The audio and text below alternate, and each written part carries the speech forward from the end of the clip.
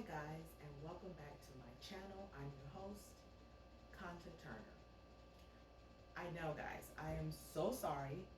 I apologize for taking so long getting back with you guys with videos and updates and things as such.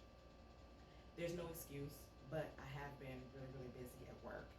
I'm working overtime, I'm working 6 days a week, and I'm just trying to get some rest in between. So I haven't had time to do a lot of the filming that I would like to do for you guys.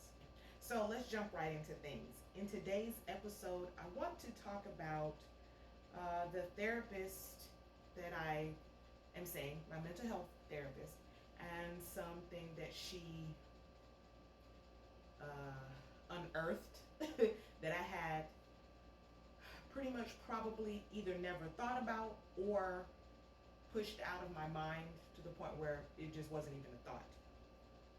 And that is, she wanted to know, and it was just a general question, just one day we was talking, and we don't meet in person, we do Zoom chats, so that's how our relationship is, we're on Zoom. So she asked that when I was going to therapy, what was the purpose of me going to therapy if my arm was never meant to regain movement? And at that time, it threw me off when she first asked, and I was like, I don't know, but after I had time to really think about it, the reason why I went to physical therapy is because at that time we didn't know if my arm was ever going to move again. It was the hope that it would, and that if it did move again, we wanted to make sure that the joints and the muscle in it was not stiff, and that it could move still, and that so it wouldn't, so I want to say lubricated and moist and all those things, so that in the event that it got movement back to it, so that it wouldn't be too hard for me to regain function of it. You know what I mean? So we don't want it to be stiff and then I get function back in it and then I'm having trouble bending my fingers and things as such. So I still do my exercise, which is this. I do 20 of those. I try my best to remember to do this daily. It doesn't always happen. I'm sorry. I'm busy at work, right? And then once I do those arm movements, I will go ahead and bend the fingers. Now the bending of the fingers, I will do that. I do that a couple times a day. Just if I'm at my desk and I'm just thinking about something or I'm talking to somebody, I find myself doing that, which it just kind of helps. And my hand and the fingers are swollen often, right? So I try to make sure that I'm moving them and that I'm pushing the blood back up this way in this manner as such. I wrote notes so that I wouldn't forget anything. Okay, so at the same time, I did go to the doctor's office because it was my annual checkup, and while I was there, I asked the doctor can she take x-rays because I was having some neck pain and some neck stiffness. So, conclusion to that is I have bone spurs and arthritis. The bone spurs, she's not sure if it was from the traumatic accident or from aging. So either way, because sometimes I have neck pain and it kind of catches me off guard. It's almost like a spasm, and I will yell out because it hurts. I mean, it's just like it's a heart attack on the neck, and it just comes out of nowhere. It doesn't last long, but it can take you to your knees almost. So yeah, so there's 2 more things added to the list, and I told my doctor, don't add anything else to the list. I feel like I'm saying that every time I go, but yeah, don't add another thing to this list. Okay? I have enough going on. Thank you. Also, when I was on the video chat with my mental health therapist, she asked, why didn't I ever get a second and third opinion about my arm? And I told her that that was a really good question and I didn't have an answer. Honestly, I never thought about it. I just didn't. It wasn't something that was on the forefront of my mind at that time, right? And I regret that it has taken so long for me to want to do it. But when I first got out of the hospital and trying to get back in touch with myself, trying to get my mind back together because my mind was gone. Like, gone. You go from living your life a certain way for so many decades, right? And then all of a sudden your life changes, and then you have to like relearn everything. So in the process of relearning everything, everything else kind of just fell by the wayside because it wasn't important to me. I was trying to get my mind together. I was trying not to want to throw myself down a flight of stairs or in front of a moving bus, honestly.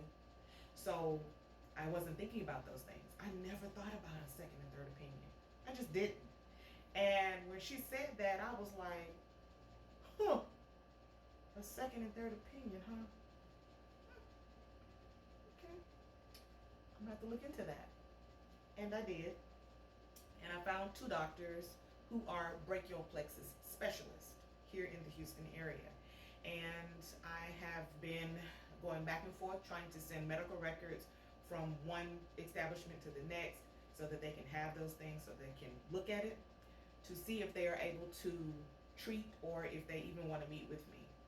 Um, I guess in their specialty, they can kind of see from x-rays, I guess, if they want me as a potential patient. So I don't know.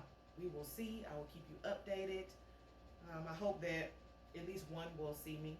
So I'll know in a couple weeks. I wanted to show you guys my range of motion with this arm. Let me see if I can stand up. Okay, so I'm gonna try to stand on my tiptoes. Okay, so range of motion.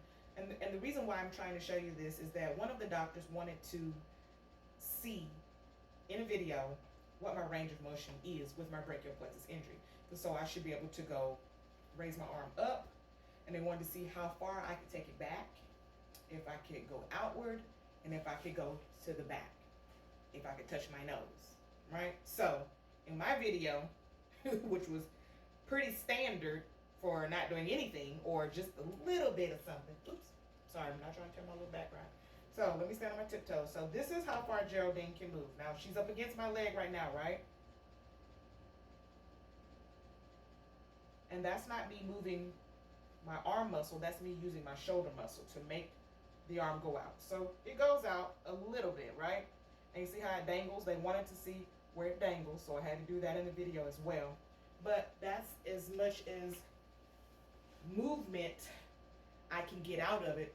Not even movement, let me not say that, that's the wrong choice of words. That's how far I can extend it using my shoulder muscle. I understand that a lot of people still don't understand the dexterity of this accident. My arm, Geraldine, and no matter what I call her, right, is never meant to regain movement. That's what the doctor told me. After the surgery, I understood that I probably would never get in, that I wasn't getting anything back, wasn't even a probably, that I wasn't getting anything back because when he went in my neck on that surgery last year, that when he fired it up to see what would move and what wouldn't move, only one nerve moved. And that was the nerve that I can move my shoulder and that. So all the other nerves, no good. So when I go to these doctors, I'm not going pessimistically, if that's a word. I'm not trying to be pessimistic or be pessimistic about it. I'm going in with the hope that modern technology and faith and hope and prayer, that they can find something, that there's something that we can do, if there's another surgery that I can have, something. And I'm hopeful about it. You know, I don't want to get excited about it because I don't want to be like just gung-ho about it, and then it pushes me back into a state of defeat. I don't want to be there. I have come from that, and I just don't want to go back there. The reason why I continue to go to, or have started going back to, mental health therapy is because I needed it.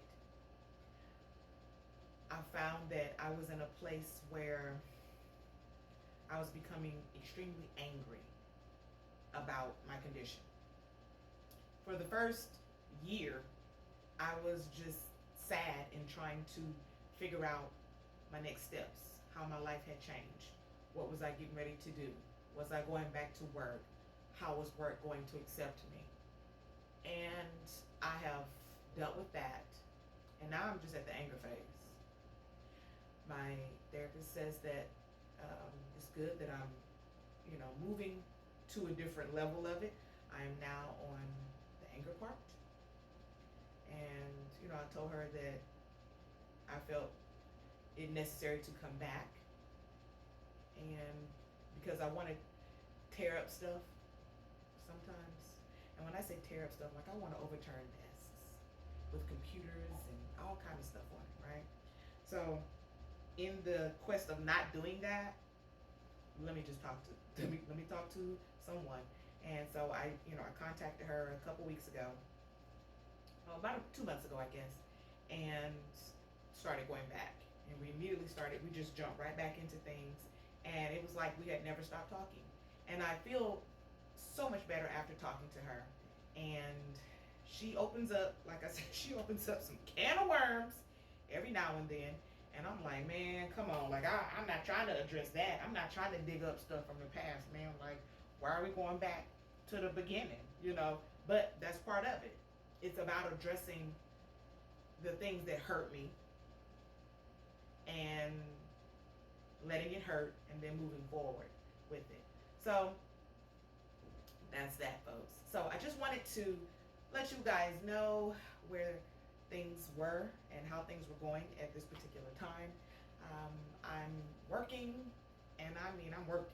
We are working. Like I said, we're working overtime, and I'm staying busy, which I like to do. I love working. I love staying busy, and a lot of people like, when you have 2 jobs, when do you have time to yourself? Listen, I have a lot of time to myself. I have so much time to myself that I'm like, I need a 3rd job because I have too much time on my hands. And time on my hands, either I'm going to take a nap or I'm spending some money, right? And I have learned how not to spend money, and I have learned how to not take such long naps. I can take a short nap and be good for the rest of the day.